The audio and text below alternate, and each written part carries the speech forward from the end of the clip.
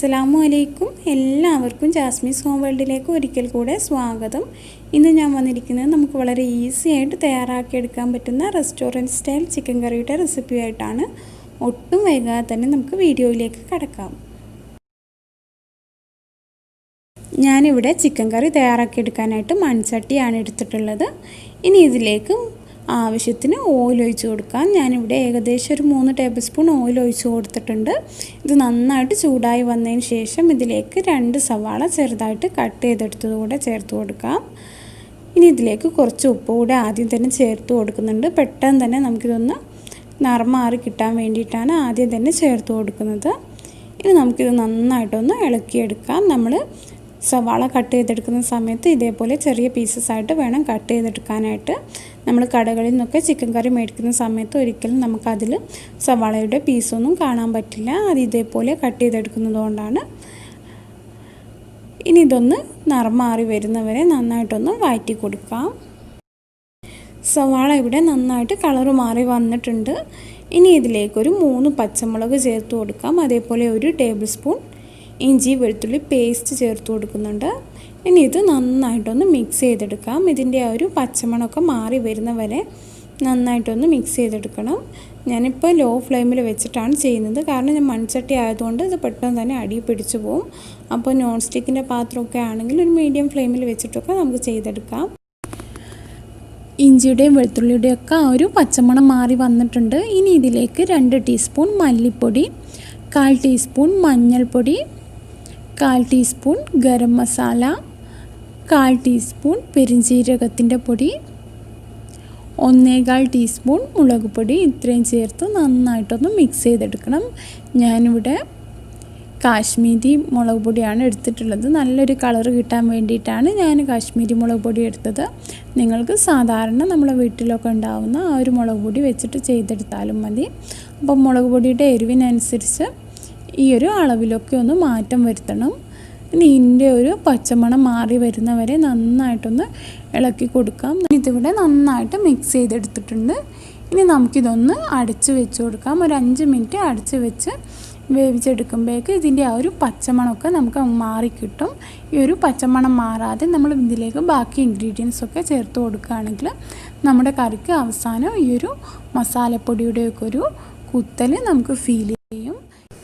നമ്മുടെ മസാലപ്പൊടിയുടെ ആ ഒരു പച്ചമണമൊക്കെ ഒന്ന് മാറി വരുമ്പോഴേക്ക് നമുക്കിതിലേക്കുള്ള അരപ്പൊന്ന് റെഡിയാക്കി എടുക്കാം. ഞാനിവിടെ ഒരു 3 വറ്റൽമുളക് എടുത്തിട്ടുണ്ട്. അതേപോലെ ഒരു 5 കാഷ്യൂ നട്ട് കൂടെ എടുത്തു. ഇത് നന്നായിട്ടൊന്ന് റോസ്റ്റ് ചെയ്തെടുക്കണം. നമ്മുടെ ഈ ഒരു കറിക്ക് നല്ലൊരു ടേസ്റ്റ് കിട്ടുന്നത് ഈ ഒരു 2 ഇൻഗ്രീഡിയൻസ് കൂടെ ചേർത്ത് കൊടുക്കുമ്പോഴാണ്. നമുക്ക് നന്നായിട്ട് ഇതൊന്ന് റോസ്റ്റ് ചെയ്തെടുക്കാം. ഞാനിതിവിടെ നന്നായിട്ട് റോസ്റ്റ് ചെയ്തെടുത്തിട്ടുണ്ട്. ഇനി ഇത് ചൂടാറി വന്നതിന് ശേഷം നമുക്കൊരു മിക്സിയുടെ ജാറിലിട്ട് നന്നായിട്ടൊന്ന് പൊടിച്ചെടുക്കണം. നമ്മുടെ മസാല ഇവിടെ പച്ചമണമൊക്കെ മാറി വന്നിട്ടുണ്ട്. ഏകദേശം ഞാനൊരു 5 മിനിറ്റോളം ഇത് അടച്ച് വെച്ച് വേവിച്ചെടുത്തതാണ്. ഇപ്പോൾ നമ്മുടെ മസാലയുടെ ആ ഒരു പച്ചമണമൊക്കെ മാറി വന്നിട്ടുണ്ട്. ഇനി നമുക്കിതിലേക്ക് ചിക്കൻ ചേർത്ത് കൊടുക്കാം. ഞാനിവിടെ 500 ഗ്രാം ചിക്കനാണ് എടുത്തിട്ടുള്ളത്. ഇത് നന്നായിട്ട് കഴുകി വൃത്തിയാക്കി വെച്ചിട്ടുള്ളതാണ്. ഇനി നമുക്കിത് നന്നായിട്ടൊന്ന് മിക്സ് ചെയ്ത് കൊടുക്കാം. നന്നായിട്ട് ഈ ഒരു ചിക്കനിലേക്ക് ഈ ഒരു മസാലയൊക്കെ ഒന്ന് മിക്സ് ചെയ്ത് കൊടുത്തതിന് ശേഷം വീണ്ടും ഒരു 5 മിനിറ്റ് നമുക്കൊന്ന് അടച്ച് വെച്ച് വേവിച്ചെടുക്കാം. ആ ഒരു സമയം കൊണ്ട് ഈ ഒരു ചിക്കനിൽ നിന്നൊക്കെ നന്നായിട്ട് വെള്ളം പുറത്തോട്ട് ഇറങ്ങി വരാൻ തുടങ്ങും. ഈ ഒരു ചിക്കനിൽ നിന്ന് വെള്ളമൊക്കെ ഇറങ്ങി വരുമ്പോഴേക്ക് നമുക്കിതിലേക്കുള്ള അരപ്പൊന്ന് റെഡിയാക്കി എടുക്കണം. അപ്പം ഞാൻ നേരത്തെ നമ്മൾ റോസ്റ്റ് ചെയ്ത് വെച്ച ആ ഒരു വറ്റൽമുളകും അണ്ടിപ്പരിപ്പും നന്നായിട്ട് പൊടിച്ചെടുത്തിട്ടുണ്ട്. ഇനി ഇതിലേക്ക് മീഡിയം സൈസിലുള്ള ഒരു തക്കാളി കൂടി ചേർത്ത് നന്നായിട്ടൊന്ന് അടിച്ചെടുക്കാം. അതിനുശേഷം നമുക്ക് ഈ ഒരു ചിക്കൻ കറിയിലേക്ക് ഈ അരപ്പൊന്ന് ചേർത്ത് കൊടുക്കണം. അപ്പോൾ ഞാനിതൊന്ന് അരച്ചെടുക്കട്ടെ. നമുക്കിതിലേക്ക് ചേർത്ത് കൊടുക്കാനുള്ള അരപ്പ് ഞാനിവിടെ റെഡിയാക്കി വെച്ചിട്ടുണ്ട്. ഇനി നമുക്ക് ഈ ഒരു കറിയിലേക്ക് അതൊന്ന് ചേർത്ത് കൊടുക്കാം. ഇപ്പം നമ്മുടെ ഈ ഒരു ചിക്കനിൽ നിന്ന് നന്നായിട്ട് വെള്ളം പുറത്തോട്ട് ഇറങ്ങി വന്നിട്ടുണ്ട്. ഒരു 5 മിനിറ്റാണ് ഞാനിവിടെ അടിച്ച് വെച്ചിട്ടുള്ളത്. ഇതിലേക്ക് എക്സ്ട്രാ വെള്ളമൊന്നും നമ്മൾ ചേർത്ത് കൊടുത്തിട്ടില്ല. ഇനി നമുക്കിതിലേക്ക് നമ്മുടെ അരപ്പൊന്ന് ചേർത്ത് നന്നായിട്ടൊന്ന് മിക്സ് ചെയ്തെടുക്കാം. ഈ ഒരു വറ്റൽമുളകിൻ്റെയും അണ്ടിപ്പരിപ്പിൻ്റെയും ഒക്കെ ആ ഒരു മിക്സ് ചേർത്ത് കൊടുക്കുമ്പോഴാണ് ഈ ഒരു കറിക്ക് പ്രത്യേകമായിട്ടുള്ളൊരു ടേസ്റ്റ് കിട്ടുന്നത്. അതേപോലെ ഇതിലേക്ക് നമ്മൾ ഈ ഒരു അണ്ടിപ്പരിപ്പ് അരച്ച് ചേർത്ത് കൊടുത്തുകൊണ്ട് തന്നെ നമ്മൾ ഇതിലേക്ക് വെള്ളം ഒഴിച്ച് കൊടുത്താലും നമ്മുടെ കറി വളരെ തിക്കായിട്ട് തന്നെ നമുക്ക് കിട്ടും. അപ്പോൾ ഞാനിതിവിടെ നന്നായി മിക്സ് ചെയ്തെടുത്തിട്ടുണ്ട്. ഇനി നമുക്കൊരു 5 മിനിറ്റ് ഇതൊന്നുകൂടെ ഒന്ന് അടച്ച് വെച്ച് വേവിച്ചെടുക്കാം. ആ ഒരു സമയം കൊണ്ട് ഈ ഒരു മിക്സ് നന്നായിട്ട് ചിക്കനിലേക്കൊക്കെ ഒന്ന് പിടിച്ച് കിട്ടും. അപ്പോൾ ഒരു 5 മിനിറ്റ് കൂടെ നമുക്കൊന്ന് വെയിറ്റ് ചെയ്യാം.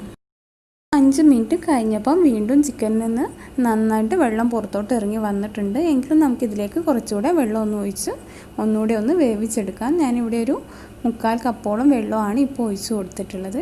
നന്നായിട്ടൊന്ന് ഇളക്കി കൊടുത്തതിന് ശേഷം നമുക്ക് വീണ്ടും ഒരു 10 മിനിറ്റ് ഇതൊന്ന് അടച്ച് വെച്ച് വേവിച്ചെടുക്കാം. ആ ഒരു സമയം കൊണ്ട് ചിക്കൻ നന്നായിട്ട് തന്നെ ഒന്ന് വെന്ത് കിട്ടും. അപ്പോൾ നമുക്കൊരു 10 മിനിറ്റ് കൂടെ ഒന്ന് വെയിറ്റ് ചെയ്യാം. 10 മിനിറ്റ് കഴിഞ്ഞപ്പോൾ നമ്മുടെ കറി ഇവിടെ റെഡി ആയിട്ടുണ്ട്. ഈ ഒരു കറിയിൽ നമ്മൾ ഒഴിച്ച് കൊടുത്ത വെള്ളമൊക്കെ ഏകദേശം ഒന്ന് വറ്റി തുടങ്ങിയിട്ടുണ്ട്. ഒരുപാട് അങ്ങോട്ട് വറ്റിച്ചെടുക്കണ്ട, കാരണം നമ്മൾ ഇതിലേക്ക് ഒരു അരപ്പ് ചേർത്ത് കൊടുത്തിട്ടുണ്ട്. അതുകൊണ്ട് തന്നെ നമ്മുടെ ഈ ഒരു കറി നല്ല തിക്കായിട്ട് വരും. ചൂടാറിയതിന് ശേഷം ഇനി നമുക്ക് ഫ്ലെയിം ഓഫ് ചെയ്തതിന് ശേഷം കുറച്ച് മല്ലിയില കൂടെ ചേർത്ത് ഇതൊന്ന് ഇളക്കി കൊടുക്കാം. അതിന് ശേഷം ഇത് നന്നായിട്ടൊന്ന് അടച്ച് വെച്ച് ഇതൊന്ന് ചൂടാറാനായിട്ട് വെയിറ്റ് ചെയ്യാം. ആ ഒരു സമയം കൊണ്ട് കറി നല്ല തിക്കായിട്ട് കിട്ടും. അപ്പം നമുക്കിനി ഇതൊന്ന് ചൂടാറിയതിന് ശേഷം ഒരു സെർവിങ് പ്ലേറ്റിലേക്ക് മാറ്റാം. ഒരു 15 മിനിറ്റ് കഴിഞ്ഞപ്പോൾ കറി ഒരു പാത്രത്തിലേക്ക് മാറ്റിയിട്ടുണ്ട്. നന്നായിട്ട് ചൂടാറി വന്നിട്ടില്ല എങ്കിലും ഈ ഒരു കറി കുറച്ചൊന്ന് തിക്കായി വന്നിട്ടുണ്ട്. അപ്പോൾ നിങ്ങൾ എടുക്കുമ്പോൾ തീർച്ചയായിട്ടും നന്നായിട്ട് ചൂടാറിയതിന് ശേഷം എടുക്കുക. അപ്പോൾ നല്ല തിക്കായിട്ട് തന്നെ നിങ്ങൾക്ക് ഈ ഒരു കറി കിട്ടും. അപ്പോൾ തീർച്ചയായും നിങ്ങൾ ഇതുവരെ ഈ ഒരു രീതിയിൽ ഈ ചിക്കൻ കറി തയ്യാറാക്കിയിട്ടില്ലെങ്കിൽ തീർച്ചയായിട്ടും ഒന്ന് ട്രൈ ചെയ്ത് നോക്കുക. അതിനുശേഷം മറക്കാതെ നിങ്ങളുടെ ഫീഡ്ബാക്കൊക്കെ അറിയിക്കണം.